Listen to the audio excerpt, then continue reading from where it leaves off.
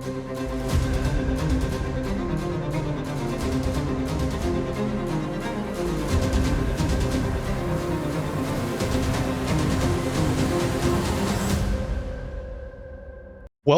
new YouTube members. Bob Smith. Thank you for your support. It is much appreciated.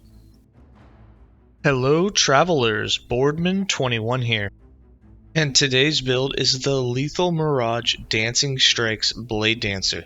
Now, the last update I did on this was the 5 million damage Lethal Mirage Strike, which would do 5 million damage against the training dummy over its series of 13 or 14 hits.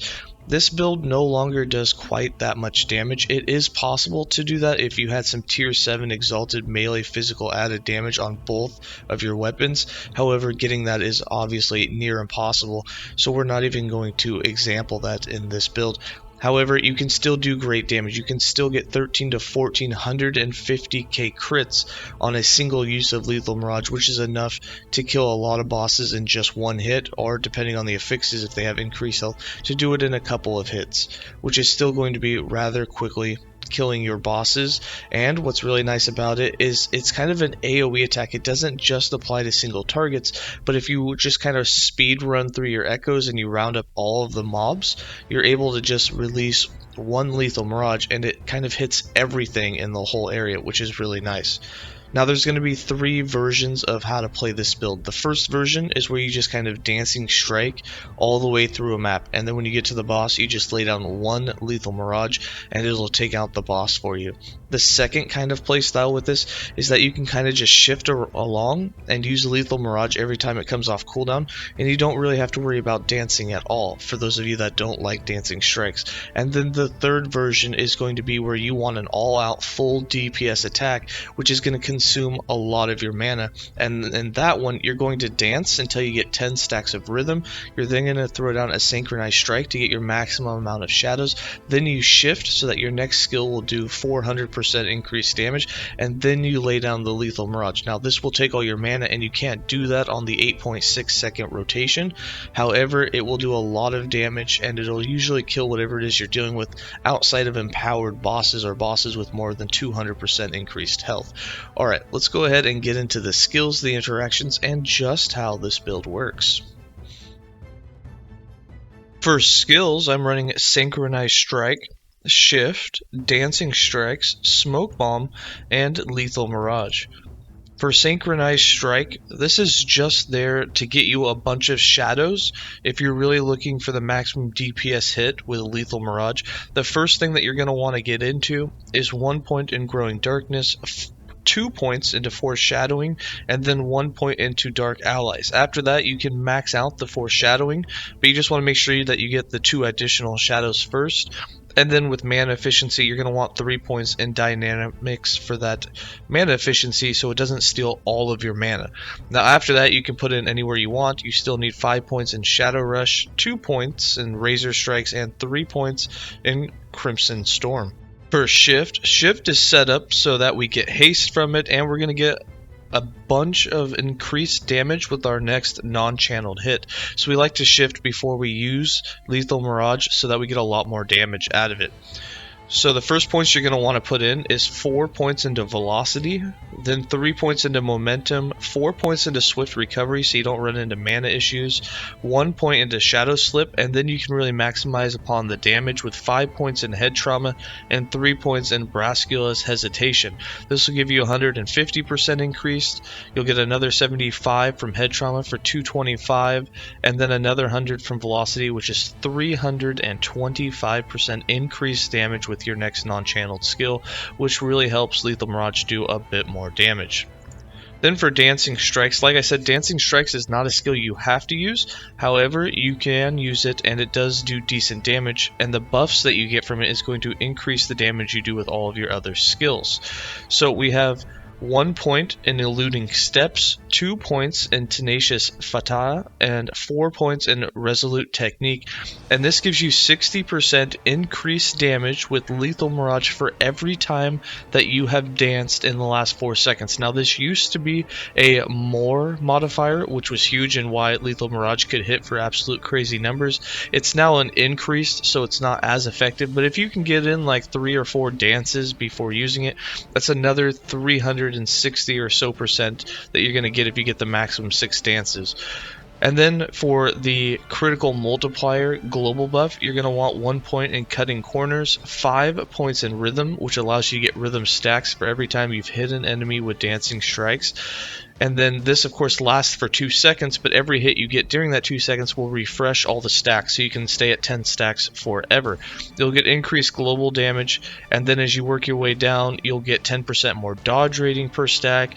You'll with 2 points in refined cuts, you get 10% global bleed chance per stack, and remember we have 10 stacks, so you're looking at 100% bleed chance, 100% more dodge, and then of course with 2 points in Art of the Blades, the big one, 200% critical strike multiplier, which is huge. So if you can get 10 stacks of this before you use it, not only are you getting the 360% increased damage because you can get 6 dances in within that 4-second period with a 0.6 second cooldown, but you'll be able to get 200% crit multi as well, which is really huge on top of having some increased global damage.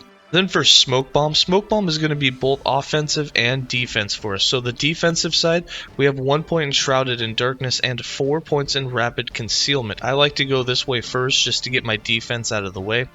And then we go down the left side with 5 points in Lingering Fumes, 5 points in Smoke Blades, 1 point in Blood Bandit, and 4 points in Umbral Assault, so that a shadow will be created every second. What's nice about this is if you don't want to use Synchronized Strike to make all of your shadows, you can just kind of shift along, and then after Smoke Bomb has gone out and made a few shadows, then you can use Lethal Mirage, and it kind of has the same effect for a much cheaper price to where you didn't have to use Synchronized Strike, but it did take longer to get the maximum number of shadows to really boost the damage of Lethal Mirage. And then for Lethal Mirage, this skill has plus 2 points. You do not have to have those. If you do not have the 2 points, I would recommend just taking 2 points out of the Umbral Expanse for 2 less Mirages, or you can take out of the Sundering Blows and the Weeping Cuts, and you'll just lose the 30% maximum amount of more damage that you can get if you had 15 stacks of bleed on the target. But here, the first points you're going to want to put into is 4 points in Magellan Blade for that 32% increased melee physical damage. Then I like to work my way down with 2 points in Ravaging Mirage, 1 point in Shadow Eater, and 4 points in Umbral Feast, so that you now consume all the shadows, which you can have up to 5 of them, and then you get 40% more damage per shadow. So with 5 shadows, you're actually dealing 200% more damage with Lethal Mirage on top of all the Mirages, which do extra hits. Since you had 5 shadows, you get 5 extra Mirages, so you get 5 extra hits and you're doing 200% more damage. So this is a really big boost to get on early. And then we have 2 points in Umbral Traverse, 2 points in Umbral Expanse for 2 more Mirages, 1 point in Consuming Darkness, so we will get 1 mana back for every kill that we get with Lethal Mirage. Not a huge deal, but it offsets the cost a little bit. And then 2 points in Unending Mirage for 2 additional Mirages. And then to finish it off, we have 1 point in Wounding Ambush for some physical penetration. For passives, in the Rogue base class, I have 36 points. This does say 30, but for some reason the build planner caps out at 30. It's as if it was following the rules for the other tabs, where it actually caps out at the maximum line, but in game, it actually keeps counting forever. So there's actually 36 points in here, not 30. Sorry for the confusion in some of the previous builds where that's been hidden.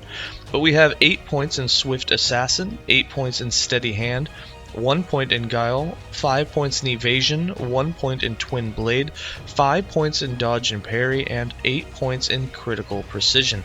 We have 0 points in the Marksman and 77 points in the Bladedancer, with 8 points in Cloak of Shadows, 8 points in Pursuit, 6 points in Sky Synthesis, 8 points in Once, 5 points in Blood Dance, 6 points in Asuvan's Pact, 5 points in Perfection, 5 points in Confidence, 5 points in Exuberance, 1 point in Flash of Steel, 8 points in Weapons of Choice, 1 point in Critical Eye, 1 point in Death's Door, 5 points in All In, and the last 5 points in Shadow Master. And then for items, idols, and blessings, for the idols, to get a chance to bleed per hipped, pre-equipped sword, it's not so much that pre-equipped sword is important, but getting some bleed onto the enemy is important, as you do get a more damage modifier out of Lethal Mirage for every stack of bleed that is on the enemy up to a maximum. So 15 stacks of bleed is what you're aiming for, so when you're attacking bosses and you get that amount of bleed on them, you're getting the maximum damage that you can do.